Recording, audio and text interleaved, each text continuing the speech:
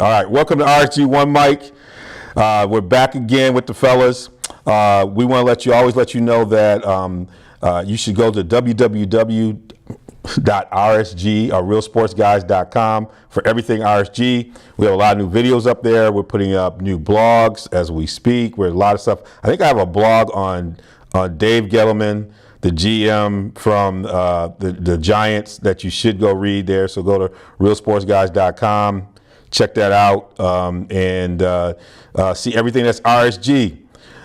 Before I get started and we get into the open mic where we kind of warm it up a little bit here, I got to bring in my co-host here, my man Hank. How you doing, man? Well, my blood pressure's gone down a little bit, but my doctor told me I shouldn't let myself get too excited too much because after that draft, I felt about 4 or 5 blood vessels breaking my neck. Yeah, and I know we already said before you came on with us before the show that when we get to the draft talk, we're going to just give you a little space, little therapy session, let you. I said I've never seen that many text messages come from Hank on one pick ever. I mean, it was a string. It was a string. It was an unconscious string of text messages coming off that pick. But when we get, we'll give you a little space. That's what we do for each other. Yeah, I see you want to investigate.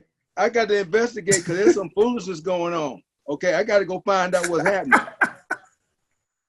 We've been bamboozled. They're the straight. So let me bring in our other co-host here, my man Darnell. How you doing, Darnell? I'm good. The draft went well. It was fun to watch. NBA playoffs is here. That's always the best time of year. Folks is complaining about officiating, as always. We have the two teams playing right now that complain the most to officials, which is hilarious. But Draymond, out of anybody, he had the quote saying, "Oh, everybody need to stop going complaining to officials." He's the one he lead the league in texts, but. Well, that's your boy from Michigan State, and we will get to them. Well, hey, if it's your first time listening to the podcast, checking us out, this is RSG One Mic, one of the podcasts on our Real Sports Guys platform. We have other podcasts such as the Inside the Park. Hank does that show focused on baseball, getting you away from the analytics, getting back to the essence of baseball. Hank tries to bring us a different flavor to the game. We also have the Big Show where we haven't had it in a while, but we had our co-host Phil Thompson and Marcus Flowers. It's a great show. We're going to restart that, get that back in. That's one of the original shows there. And then we have Hustle and Flows, which is this intersection between hip hop and sports that Marcus does and our man Sekou. And then we've been doing this boxing moment with myself and Darnell, little focus on boxing. So we got a whole bunch of stuff coming on. We're always playing around. Go to Real Sports Guys and check it out. But the way the show works, we have the open mic. That's where we get warmed up. Then we go into Decipher. That's the heart of it. That's where Hank is probably going to lose his mind because we'll be talking about NFL draft. The title of our show is, as Lombardi once said, "What the hell is going on out there?" That's the name of the show. I think that's what Hank yelled when the Detroit Lions picked their first pick in the draft. He said, "What the hell is going on over there?" But we'll get into that. But we're going to start with the open mic. And open mic today is going to be focused on NBA. It's been a lot going on. The first topic we're talking about is Celtic pride. They lost last night, but the Celtics had lost a game in the playoffs until the loss they took last night. They took the first game away from Milwaukee.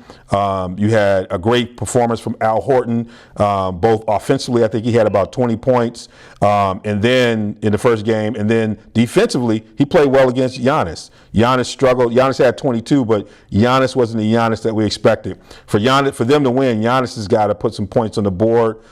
Middleton and Bledsoe and the other guys in that first game were pedestrian. And you had Jaylen Brown coming in. And then Giannis said, "We're not going to change anything. We're going to try and play harder. We're just going to play harder." And they came back and they got game 2. Middleton had a great game in game 2, shooting well from the 3. He put together, and Bledsoe had a great game. They neutralized the points in the paint And then they neutralized, Uncle Drew. Uncle Drew didn't have the same kind of game in game 2. I think he finished with like 9 points. But if you're Boston, you got what you came for. You wanted one game in Milwaukee, taking it back to Boston. Talk a little bit about the series, Hank. I'll go to you. Celtics losing that first game, but they seem like they kind of put together the playoffs. What's your instincts right now when you watch the Celtics and you watch this series? I tell you what, I watched the game last night, and I gotta tell you something. Giannis's game is starting to evolve right before our eyes. Yes. What I saw from Giannis last night was LeBron light. I saw him shooting the three. I saw him dishing. I saw him taking to the hole with authority. He dunked on somebody. I ran around the house. Okay. What I'm seeing, and then the other on the other side, what I saw Kyrie throwing up a lot of shots. I didn't see Kyrie be very disciplined on some shots. Okay. When they had cut the lead down a little bit, it just seemed like I just got to go do what I got to do instead of using his team and really trying to methodically get back, get them back in there. Now, like you said, they came there and got what they wanted in game 1. But I'm going to tell you that Giannis that we saw in game 2 is a very, very, very scary player. And if that player shows up the rest of these playoffs, okay, because I'm telling you, he did it all. He did it all. And the last time we saw a player in the Eastern Conference do it all like that, that team got all the way to the finals. All right, and that was LeBron James. And like I said before, I saw LeBron light last night, and so that's what I would keep an eye on, because if he can carry the Bucks, and he has so far this year, watch out, because Boston played well. Boston played well, but again, they just got to go back to Boston and get one themselves. And this is in some ways, this is what people are hoping to see in the maturation process for Ben Simmons. In terms of, Giannis, the sneaky thing about game 1, I think you hit on it, and I think it carried over to game 2, is Giannis was 3 for 5 in game 1 from 3-point land. And the J looked nice, and he carried over to game 2, and he's actually using it in these moments in a way that you don't see Ben progressing that way. But also what you had Middleton, and and Middleton is an interesting person. You're looking at, he's going to be a free agent. He was, I think, 7 for 10 or 7 for 10 from the field, or 7 for 10 from 3-point range, or something like that, or 7 for 10 from the field. I think 7 for 10 for 3-point range. When you think about where he was shooting from, and he was really getting it going, when you add in what you just had with Giannis and some of the other guys being productive off the bench. But like you said, Giannis knocking that outside shot off, that was what everybody was a little nervous about. Giannis starts knocking these threes down, it's gonna be a problem. It's gonna be a problem. If you gotta respect him from the outside, that's gonna be a real problem for folks. Darnell, when you kind of pushed back a little bit when I said Celtic pride, but they 5-1 in the playoffs.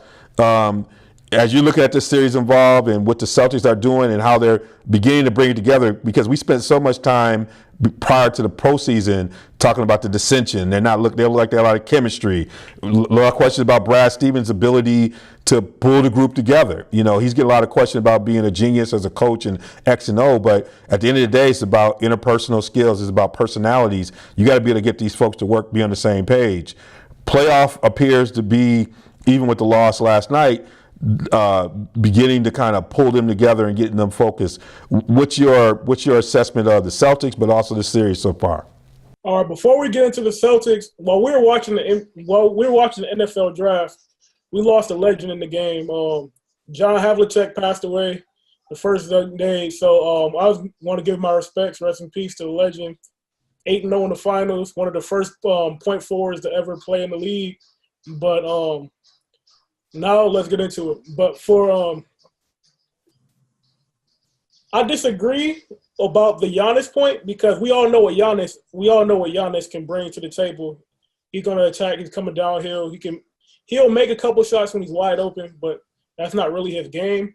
In my opinion, the difference between game 1 and game 2 was the other players. The players around him, they have to hit shots, because Boston's strategy, they want to take away the drive. They're gonna pack the paint in, and the guys like Bledsoe, Middleton, the big key for this series is when Malcolm Brogdon comes back. He's going to add a lot. He's a 50-40-90 guy. He can really shoot it. So I think he could turn the series possibly. But I think it's the other guys around Giannis that are going to be the difference in the series. Because if they're not hitting their shots, I think Boston can take it. And if you look at the second in the game 2, Boston wasn't hitting shots. Kyrie was only had like 9 points. Jason Tatum was in single digits. The leading scorer was Marcus Morris, so that's not a good sign. But I think when they go home, at home they're going to shoot a lot better, and I think Boston can take game 2. And I still give Boston a very good chance of winning this series, and that's all I got to say about that. Yeah, and I would say that, one of the things that's kind of interesting when you're in the playoffs, everybody's like the sky is falling. So after game 1, people are like, well, it's over. It's like, okay, it's only one game. And so people start to sway. You get people in the media swaying a lot around just these games for games. And as you know, in the playoffs, playoffs doesn't really start until someone wins on someone else's court at some point. And so, the Celtics did win, but we all know this is going to be a 6 or 7 game series. It's going to go back and forth. The Brogdon thing I think is interesting, but I think people underrate being in shape. Like, yeah, he's getting back in shape. He's working out, but you're jumping right into playoff basketball. And so those numbers that everybody talks about, they didn't know those numbers are going to come down. It's not like he's coming back in February and he has a chance to play in a game and, play against Atlanta on a Tuesday night, come back, and then people like this is a series with game plan. So it's going to be interesting to understand what his impact can be because he's been away for so long. And then it's different. We're not just talking about game time. We're talking about playoff intensity. So it's going to be interesting to see those numbers that everybody talks about holds up in this series. He's not taking the brunt of the offense. He's just a guy that needs to stretch the floor, guard his man, and they'll be fine. Because Giannis is the guy. He's going to be the guy with the ball. He's going to be the guy attacking. They're going to kick it to him. So, and he has to. Yeah, but when you look at players, Celtics. If you look at player for player and talent, Celtics got more talent. Yeah. Giannis is such a great player, but when you think about just talent across the board, you start adding in people like Jaylen Brown. You start adding in, Horford. You start adding in all these different players. They got a lot of talent across the board when they play at a certain level. And so Brogdon can't just come in like he's going to be a showstopper. Like Celtics this is going to be a great series. I think you're making some great points. This is going to be a great series. All right. The next topic is we got next. And we looked at a little bit of these young cats playing the Trailblazers and the Nuggets are fighting to see who's going to reign supreme within the next 5-6 years in the West. I mean, these two franchises are waiting for Golden State to get those AARP checks. They wait for them to get a little older. These youngins can come in and say, we got next. They're coming in like Marlowe in The Wire. Like we just taking over these corners by force or you can just lead. And so you can see it heating up. You can see both these teams pulling together. They're playing tonight, but in game 1, it was all about the Joker. He came out with 37 points. He had 9 rebounds and 6 assists. I mean, a point center. This guy, they're running – this is crazy. Murray, the point guard, is setting the screen for the center. He's the one handling the ball. It's like it throws me – when I watch the game, my eyes are like I have to blink because it's the way this basketball. Is playing, and the way he's playing point center. What you say? So that's old school basketball. I saw it used to be. If you watch the old tapes back when Bill Russell and them was playing, Bill Russell was the point center. Bill Russell was the facilitator. Yeah, but Bill Russell only had a right hand. Bill Russell was dribbling with his hand behind his back with a right hand. Now I love Bill, but Bill didn't have. I mean, hold up. Jokic is Euro stepping. Jokic is Euro stepping at like 7 foot, 300 pounds. He looking like James Harden. Come on now, he doing step back. He look like no James Harden. Bill, I love Bill Russell. All the rings, he got all the rings. But Bill Russell was dribbling with that one good hand. That's how the game used to be. That one good hand. The center was the facilitator. Even back when yes, but this it was a facilitator, but the center wasn't shooting threes. The center wasn't They didn't have a crossing over, three-point coming. line. They didn't have a He wasn't pulling up. three-point line back then. Bill Russell wasn't pulling up. Come on, man. You better get off that YouTube. And you better get off them NBA classics. I appreciate your knowledge. Come on now, Hank. Come on in here and bring some sense. Now, had he said Lambier, then he'd have been a little bit closer to the yes. truth. Okay, because Bill Lambier did drain the three. Or even David Robinson. I'm not talking about 3-point shots. I'm talking about the passing. I'm talking about the passing, the facilitating, him being the point center. Well, but not running screen rolls. They weren't running no screen rolls. They were just throwing the ball to him. Wait a minute. Go ahead. Back up. Wilt Chamberlain led the league in assists before. That's what I just said. Yeah, but he was doing it from the post. They were doubling down, and he was doing this. He was doing this. He wasn't up on the top of the key crossing over. He was on the top of the key. He was not on the top of the key. So I get what you're saying there. The question you have to ask yourself if you're Portland is how do you defend that? Okay, because I'm telling you right now, Dame is becoming my favorite player in these playoffs. Okay, and so how do you defend that? I look at this series, and I truly believe that this could be one of those series that the first team that wins a road game will win this series, because I think this is just going to go back and forth where the home team is just going to hold serve. Okay, from what I've seen, I was kind of surprised at Portland not being as productive as I had thought they was going to be in this game, given what we had saw from with San Antonio. They gave Denver all they could handle. But that being said, it's one game, so one game does not a series make. But just from the eyeball test, you could pretty much say that, you know what, this could probably just be a home and home, and somebody gonna have to take one on the road. Otherwise, the home court team, which is Denver, is gonna win this in 7. It's gonna win this in 7. Yeah, I think one of the things you're raising when you look at Portland, Cantor's been great in terms of providing some offense, but they're gonna need Leonard. They need to find a way to get Collins involved. And Rodney Hood has been great off the bench with his production. They're gonna have to have Leonard or someone of those guys come off and provide some a little bit more resistance against Jokic, make things a little bit more difficult with them. And you can't have both Lillard and McCallum not shooting that well from 3. Both of them struggle from 3-point ball. Even though Lillard ends up with 39 points, the reason why those two guys are great is they're efficient. They shoot well from range, and they weren't. It felt like Lillard was forced a little bit more and not as patient. And so Seth Curry didn't have as much production. Usually he comes off the bench, and so I think they're going to have to find something because they don't have Nurkic to provide that resistance. Even though they're getting the offense from Cantor, they got to find one of these other bigs who could help with a little bit more resistance with Jokic. But this is going to be a great series to watch. I mean, I love it. I love the youth, and I love how they're getting after it. I love both teams. They're playing the right way. Both coaches are making adjustments. I love that. You know who I am, don't you? I love when KD said that. You know who I am. You know me. Man, is KD making an argument for being, the best player in the world? I mean, and people talk about him being a great scorer, but KD is blocking shots. He's all over the place.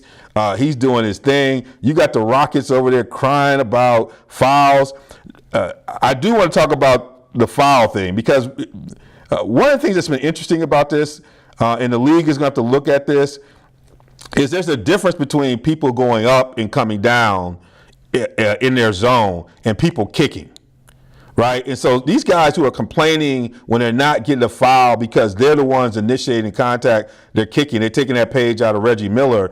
That's not a defensive foul. You got a defender legitimately going up and you're kicking into me. Now, if you're going up and coming down and I'm coming underneath you, now that's a foul. And so, but the fact of the matter is, at the end of the day, they're playing against a team. They can't afford to be. This is where analytics have gone wrong. This is what we are finding out, where when you get away from just substantive basketball, everybody's talking about all these analytics, but if you watch the way Everybody talks about KD being the greatest offensive player that we have ever seen. How many mid-range jump shots does KD shoot? He shoots the best shot available. That's what he shoots. He shoots tons of mid-range shots. What he shoots is the shot that's available. If a three is available, he shoots it.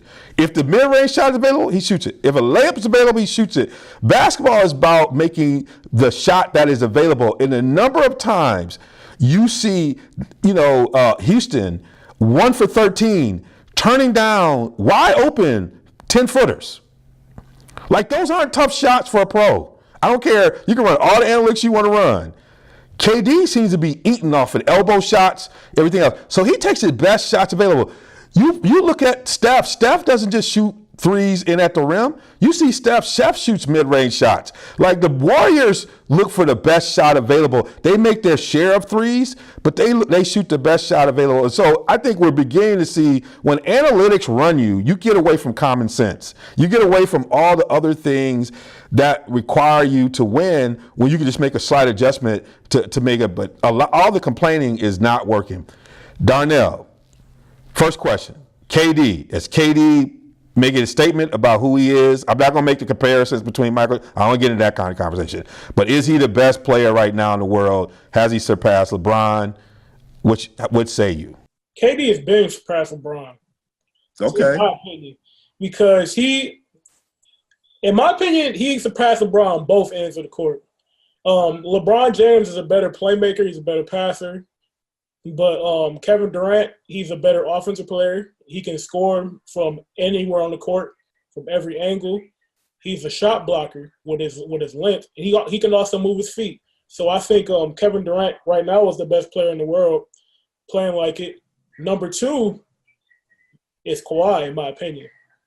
But number 1, I would say, is Kevin Durant.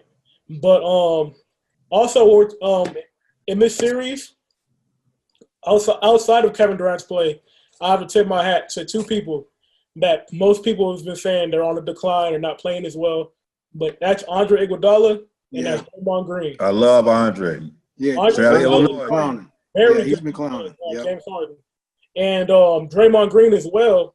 Draymond Green, I don't know. I don't understand it, but they do this every time. They set a screen and try to switch Draymond onto James Harden. That's not a good idea. Draymond Green is still one of the best defenders in the league. And he had a slow start to the season. He was injured. He had a knee issue. He had a toe injury as well. But they said he's lost a good 10, 15 pounds over the season, and he's coming back into form. He had 14, 9 and 9 the first game. He had about the same the second game as well. He's impacting the game from all facets of the game. So he's playing very, very well. And going back to what you said earlier about the fouls, like when you kick on your shot, trying to kick your legs out, I think you could possibly call that an offensive foul. I don't know, but yes. But I agree with you that Houston has to just play ball. Like, they're looking too much to the officials, like, oh, just give me the foul. They're kicking their legs out. They're falling on their shots on purpose. You just got to hoop. But they just don't have the talent to beat the Warriors. And I don't think they're going to beat the Warriors this year. And that's my opinion. Yeah, I agree. I mean, one of the challenges they have is that, and I love when you talked about KD, most people talk about him from a scoring thing, but all things you talk about him being the backline defender, the shot blocker, the ball. Like, I love the fact that you talked about all of it, because you don't hear many people talk about all the other things that KD does. And you can see him rounding in the form, really getting comfortable in his own skin. You watch him grow. Like, even when they asked him about Harden today, I love KD because KD talked about the fact that he's doing things, everybody's doing it, he's doing it really well, but he said in very mature, he wasn't there to take a shot at Harden. He appreciated what Harden was bringing to the game, and he's comfortable enough to talk about that at the same time. So, I mean, all the stuff you said about KD, I'm really, and he's able to do that and still be competitive. I love where KD is right now, and I was a critic. So I'm about to do my Anita Baker. I apologize. I had to sing it. Can't sing it quite that much. Hank, what about KD, about this series? What's been your thoughts? You know what? This isn't the same Houston team. that I thought was going to come in here and give this team fits. I think that from what we've seen, it looks to me like Golden State has figured it out. All right. Last year we said, if Chris Paul doesn't get hurt, then we're talking about the Houston Rockets in the finals. But I don't see that. I don't think. Huh? That was true. That was true. But you can't say. But you can't really say. Now we got to go back to Houston and see the rest of this series. But you can't really say that you saw that in these first two games. Okay, I can honestly tell you that I thought that in these first two games, I thought the Clippers had more dog in them than what I've seen in Houston in these first two games. And that's saying something. So Houston's going to have to quit crying and start playing. Now, I do want to say something about Durant. Okay, if you think about it, and let's just get out of his time here when he was with Golden State and go back when he was with Oklahoma City. All right, he was the man there, or he should have been. Okay, you just had what looked like an unspoken domestic dispute between him and Westbrook, especially when they got to the finals. All right, because it seems like when it got down to crunch time in the series, especially against the Heat, it was like Westbrook was going to take any shot, damn the torpedoes, full steam ahead. Okay, and basically he himself defensed himself away from one of the best players in the league. Right now, there's no question. Okay, if you don't have an answer for Kevin Durant in these playoffs, you are done. You are done.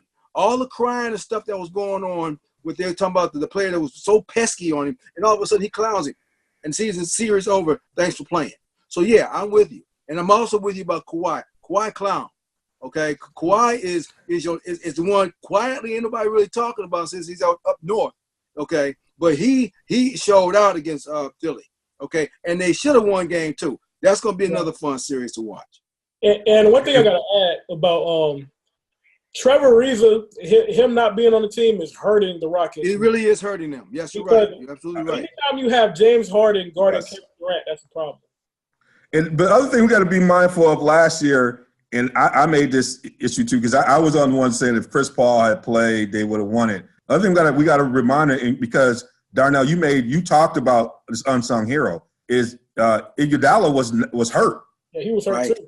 Series. So you also got to account for the fact that what if Iggy would have been there, because Iggy is really that anchor, that defense. When they go to that Hampton 5 lineup, Iggy does so much. He people don't even talk about what he does offensively when he handles the ball and distributes. Right. I mean, so there's so much he does as a glue guy in there. Now he's kind of accepted that role.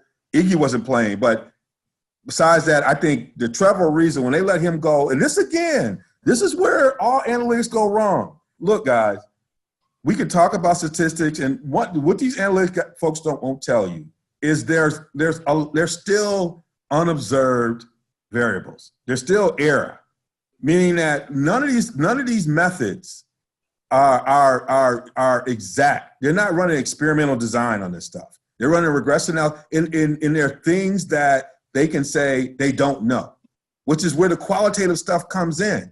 And so when you run these numbers and you don't do the qualitative stuff, meaning Hank would understand this.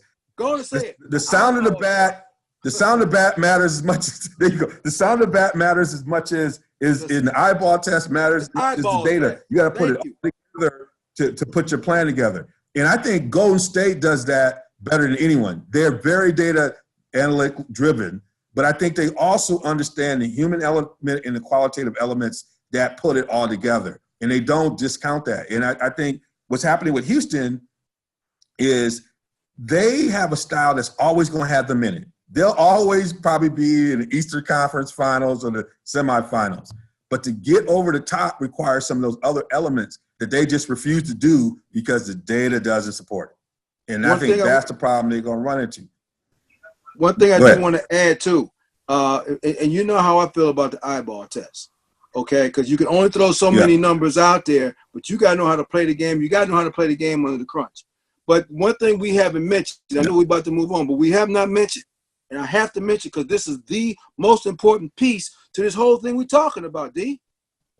Mike D'Antoni is on the Can't Trust It list. He's going to be on the Can't Trust It. He is. he's the poster child. He's the poster On the can't trust the list. On the can't trust the list. And we ain't even saying But nothing like that. The look on his face when stuff is going wrong, I'm like, can somebody send him some medicine? Can he bring up his Walgreens app and send somebody out to go get us? Because he looked like he's having problems. He's struggling. But before we leave it, y'all mentioned something. The butler did it. We didn't have this on the rundown, but the butler did it. Jimmy, not James, Jimmy Butler. His daddy's name is Jimmy. His name is Jimmy. The coach was like, tonight he played like James. He's like, no, my name is Jimmy. It's really Jimmy. Jimmy Butler came to play. Like, we've been on Jimmy all year.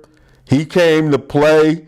You know, Embiid was dealing with this, you know, beep, beep. He said whatever it was. He had a stomach ailment. But Jimmy Butler came to save the day, you know, against Toronto, you know, and did his thing and showed everything. And that series right there is going to be a battle. You know, Kawhi is Kawhi. I believe that Kyle Lowry, I like to say Kyle will have to have a game. What's great about this team, he doesn't have to be that way all the time. They can win when he's not like that. But Kyle's going to have his moment. I think at some point in this series, he's going to have his moment. But Kawhi, man, he gets whatever shot he wants. Another guy who shoots a lot of mid-range, Morey, he shoots threes, but he shoots the best shot available. That little, he holds the ball like this. He goes right. He did. I don't know what Kawhi doing. And the thing. You remind me of Wizards Jordan. Yes, but the thing what's crazy about him is we get a chance to hear him talk. Like, I've never heard him, and he is as animated. You see him on the bench, and this is animation for Kawhi. But we get a chance to hear him talk. The funniest thing, did you see the interview? They only asked him one question. This is when you're up against the clock. This is what I love about RSG. We never up against the clock. You get Kawhi Leonard, who never talks, and you only ask him one question because you got a producer in your ear. I'm going to ask him three, and my producer's going to be yelling in my ear. Like, we don't get a chance to hear him talk enough, and they ask him one question. It was crazy. But he's the quiet assassin. He's up north. He's killing it. So we'll be tracking this. We'll be doing this. But we'll get to the heart of it. Decipher. What we're here for. As Lombardi said, I'm sitting here in the Green Bay State. Not, you know, I could smell the cheese. It feels like Lombardi. There's got to be a Lombardi way somewhere around here. And he loved to say if something was wrong, he said, what the hell is going on out there? The only way that Lombardi could say it. And there were some picks that were made that we had to say that. Now, if you watched our previous podcast, we had what we called, we had the faith list. And what we were doing, we were looking at the top 10 teams. And we had a list of teams that we had no faith in. We had a list that we have faith in. So now we're at the moment we all been waiting for. We got to go back and look at these teams. And the way we grade, we don't grade like Mel Kiper Jr. We don't grade like CBS. We don't grade like, we don't do A, B, C, and D. I got students here, they know about this. You either on the Dean's list, you honor roll, you in good academic standing, you might be on academic probation, meaning you're going to need a little bit of support, some help to get back on track, or you might get dismissed from the institution. You have to sit out an extended period of time, and you have to apply to be readmitted. And I'm going to tell you right now, Hank is going to scrutinize your transcript. He's going to look at all your letters of support before he lets you back in. Like, you got to be in one of those categories. We don't know about the A, B, or C. We don't know about that. We know either you on the honor roll, either you in somewhat good academic standing, you don't chose a major, you are making progress, or you are academic probation, meaning you in the danger zone, and if you don't go talk to somebody soon, you could get that call that you don't want to. You got to explain something to your parents in a way that you don't want to do that because you were not spending your time studying, or you dismissed. It means everything just fell down. So guys, I hope you had a chance to go back and think about the teams you had on your list. The teams that you had. We're going to start with the teams you had no faith in. Now, I'll be willing to go out the gate first if y'all want me to kind of let y'all get gathered. Let me go out the gate first. The team I had no faith in was Arizona Cardinals. Now, y'all know why. Now, part of my no faith had a lot to do with you hired a coach who had not proven he could win on any level. Like, let's be clear about that. As a head coach, Cliff Kingsbury has not, in my mind, proven he can really win legitimately on any big time level in college or the pros. So he has no track record. That had a lot to do with my faith. So, but here's who they picked. They select Kyler Murray, first pick, which is, to me, that's a no-brainer if he goes. He gets it going. They got Byron Murphy, cornerback from Washington, which I thought was a really good, this is a guy that I think could really play well with Patrick Peterson, could be right over there.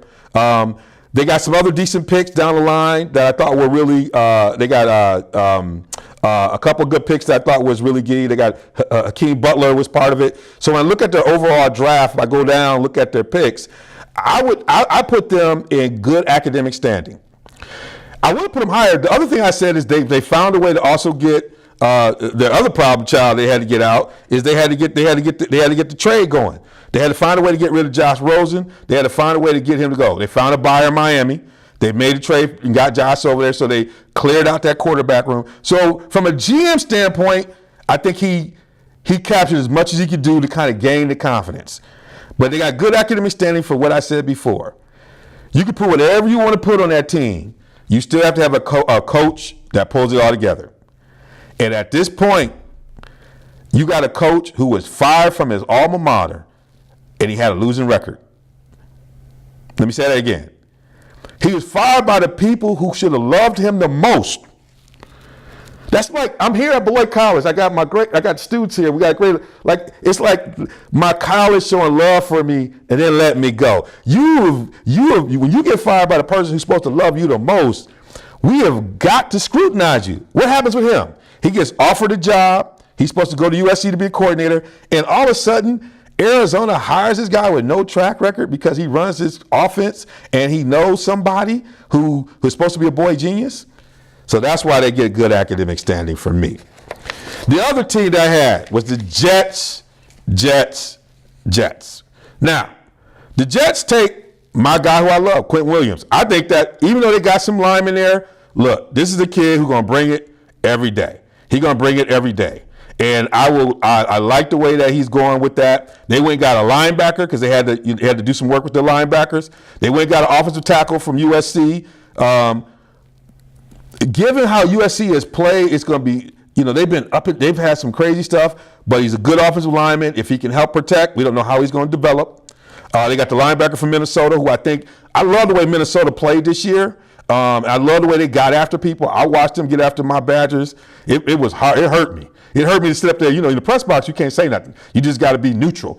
But they got after them. They got after that. In that Minnesota defense played well, and they look good. So Cashman, I love the way he came after it.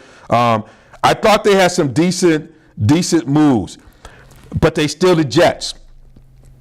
So I got to put them on probation because you have not given me anything that tells me you know what you're doing. And so I got to put you on probation until otherwise. Only thing that would push you up is the fact you pick that first pick, who I think is going to be a steal. Now the next one is the Lions. I'm not even going to talk about them. I'm not even going to give them a grade. You know why I'm not? Because it would be. I got to leave that to Hank.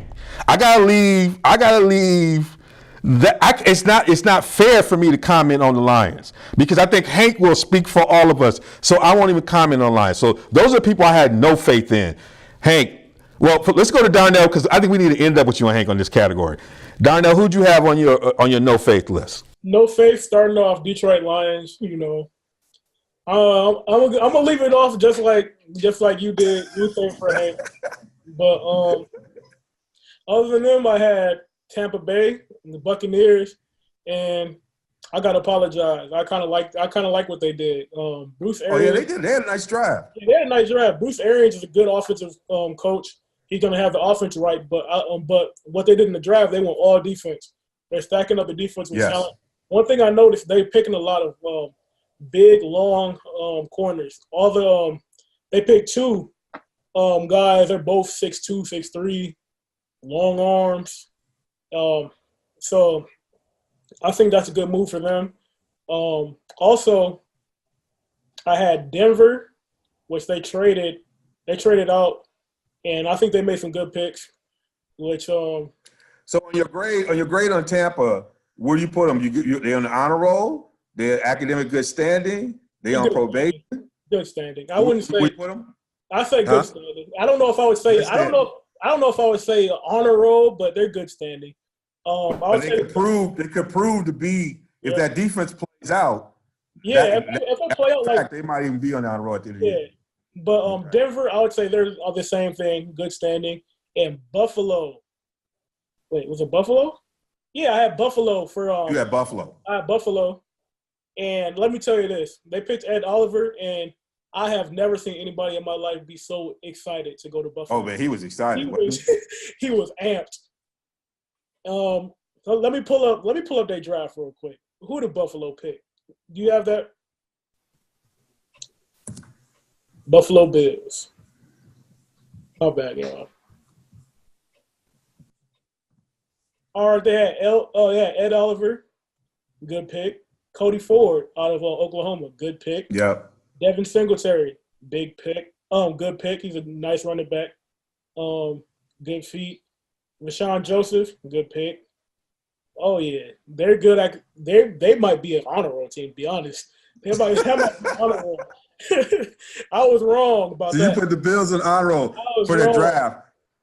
I was wrong. And we have to figure if Allen takes that jump as a quarterback next year, we got to figure out whether or not he takes that jump. But from a draft standpoint, look, they had a solid draft. That feels like an old Bills draft, doesn't it? Yeah, that feels like a Bills draft. That's a real solid draft. But my good teams, the teams that I were high on. Before we go there, let's finish. Let's go to Hank with his teams that he had no faith in. We can just sit back for a minute. Go ahead, Hank. All right. Well, listen, we're gonna let this slow burn a little bit, okay? We're gonna let this slow burn a little bit because I think y'all deserve to let this slow burn a little bit. So let me start with the team that I had faith in, okay? And the team that I said I had faith in was the Jacksonville Jaguars. And lo and behold, what did the Jacksonville Jaguars do? They show what you do when you're picking in the top 10. You got your board sitting right there, right?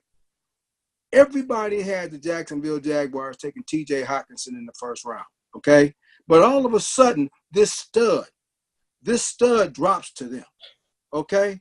This stud by the name of, y'all know who he is, Josh Allen out of Kentucky, okay? And what does Jacksonville do? They grab him.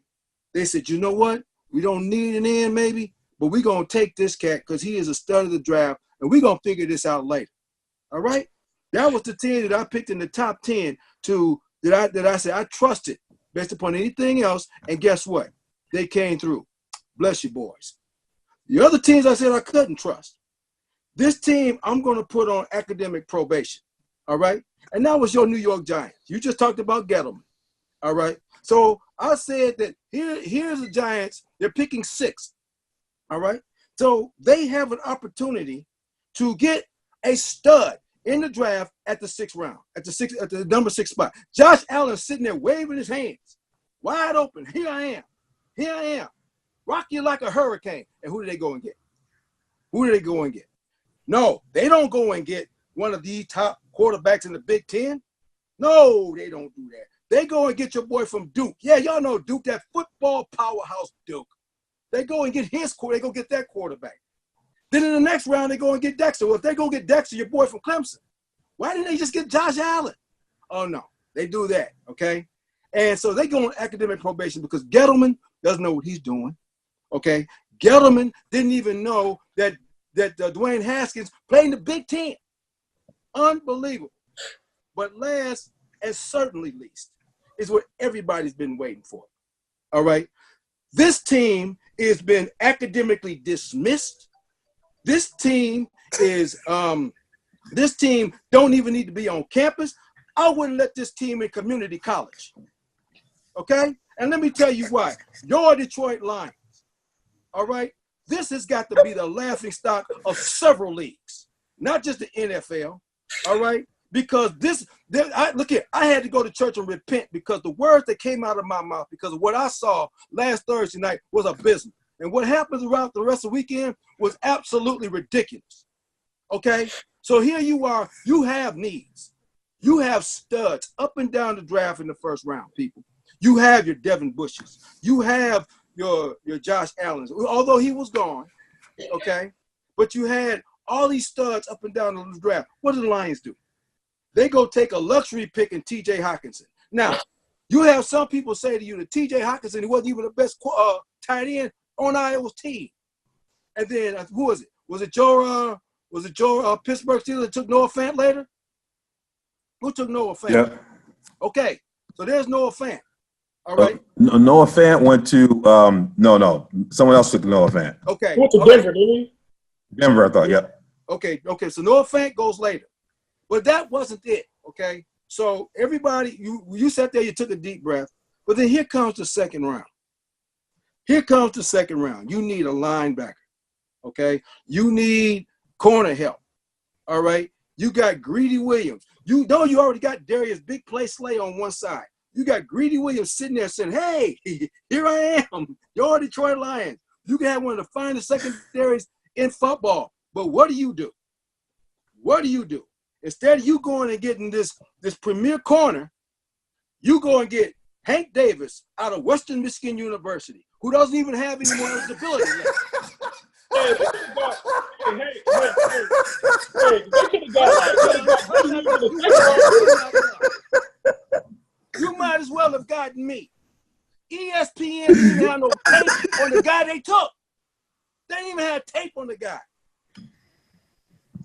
They might as well have taken Aquaman. That's how ridiculous that pick was.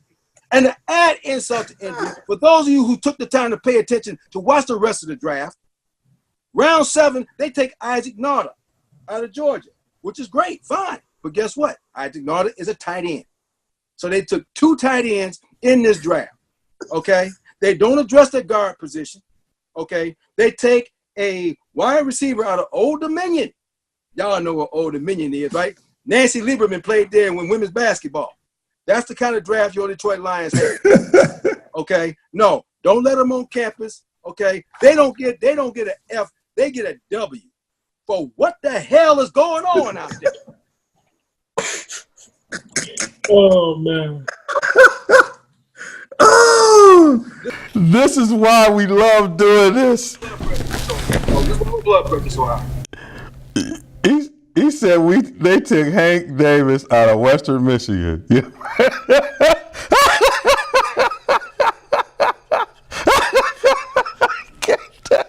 Woo! We knew it was gonna be a fun. So I think Darnell and I will wrap up. We just got to wrap this up with our faith, the ones that we have faith in. I had the 49ers, and I just thought that obviously taking Boza was a solid pick right down the line. I thought they did a really good job with that. They also had they got Deebo Samuels, who I think is a beast out of South Carolina. They also so I think they got some good receivers. They got Jalen Hurd in there as well. And so I thought they kind of filled out their lineup pretty well. I would give them, because I think they got a plan for where they're going. I would give them probably a good academic standing. I think they're heading in the right direction. I think they're planting the seeds as well. And then the Raiders. You know, like I said, I had a problem with how Mayock got the job. I knew he was going to be a good GM. People pushed back on the Colin Farrell selection up front, but first of all, that whole D line. I mean, they got backup linemen getting drafted from Clemson, but you know he's good off the edge, and they need to do something there as well.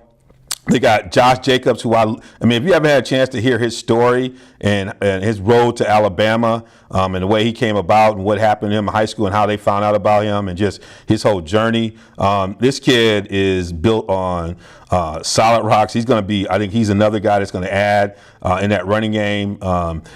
Is going to be really good for them. And so I think they did a really good job of finding talent. And one of the things people talked about, bringing guys in who win, who know about winning, who came from winning programs, because part of it is they are trying to change the culture as well there. And so I thought they had a really solid draft as well. And so I think those two teams, now I'm not going to go overboard and say where they're going to be and how they, you know, I think they're both in pretty competitive divisions. But I think they made all the right moves.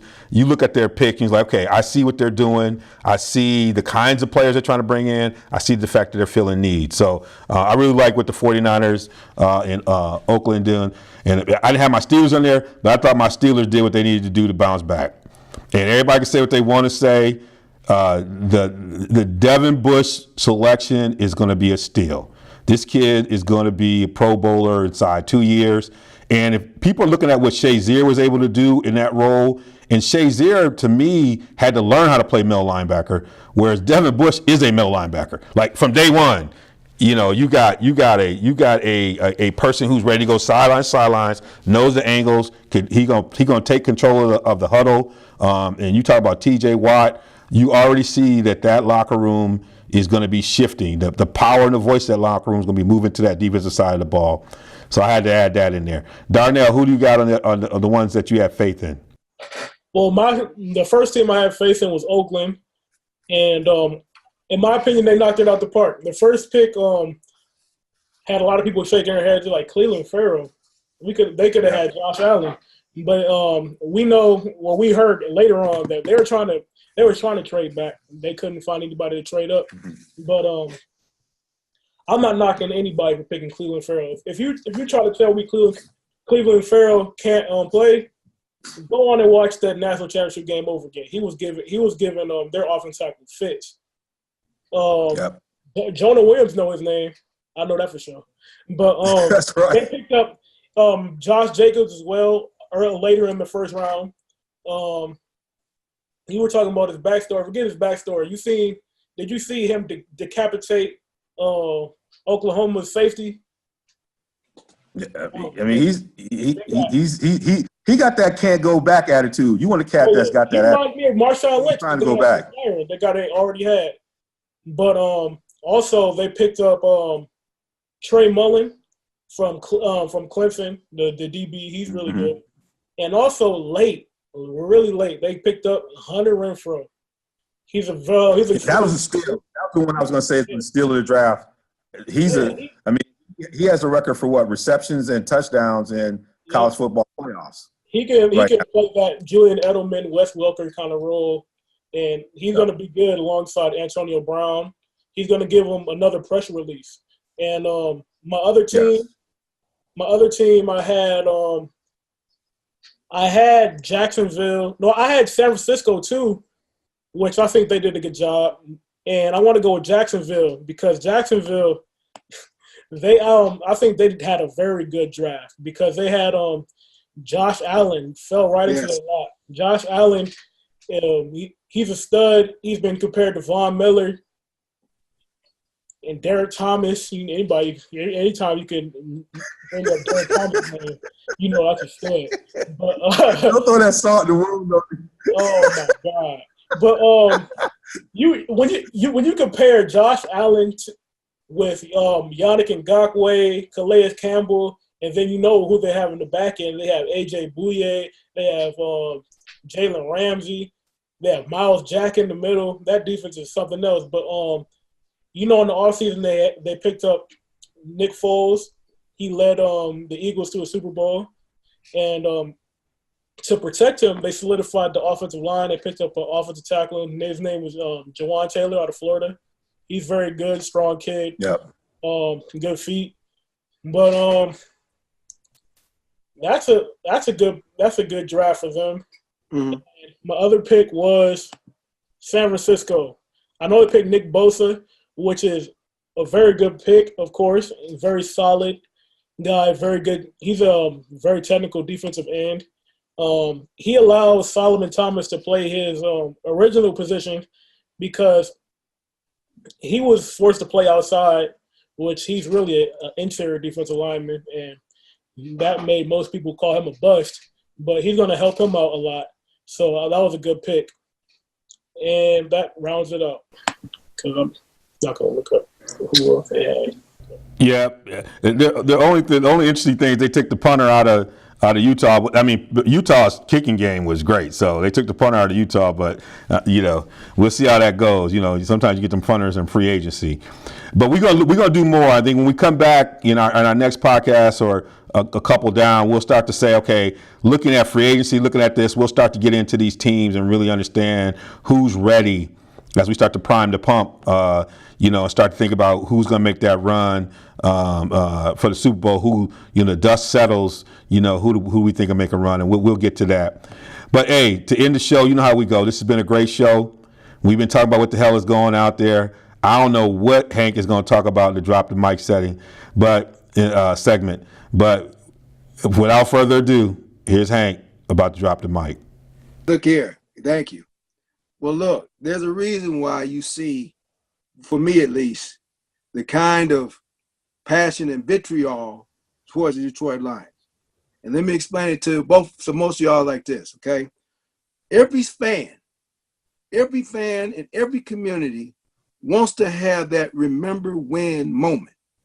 They got to have that remember when moment, okay?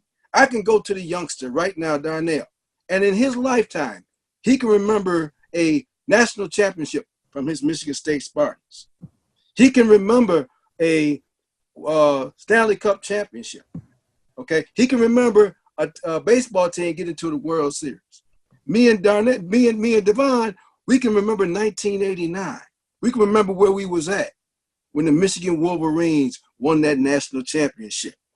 You go to Chicago, ask any Cubs fan where they was at when the Cubbies finally broke that curse. Or go to Boston when they finally broke that curse. Or go to Cleveland. Where was that when they finally broke that curse? Let me tell you something. Every sports player, think about the communities out there when this happens. When your team is playing in a championship, you drive down the street. All of a sudden, you got all these bootleg vendors on the side selling merchandise because your team is in the championship. You remember that. I've been fortunate enough to see a World Series championship, a Stanley Cup championship, a football and basketball national championship of my favorite team, and a hockey Stanley Cup. There's one thing missing. And that one thing keeps me asking, what the hell is really going on out there? Good night.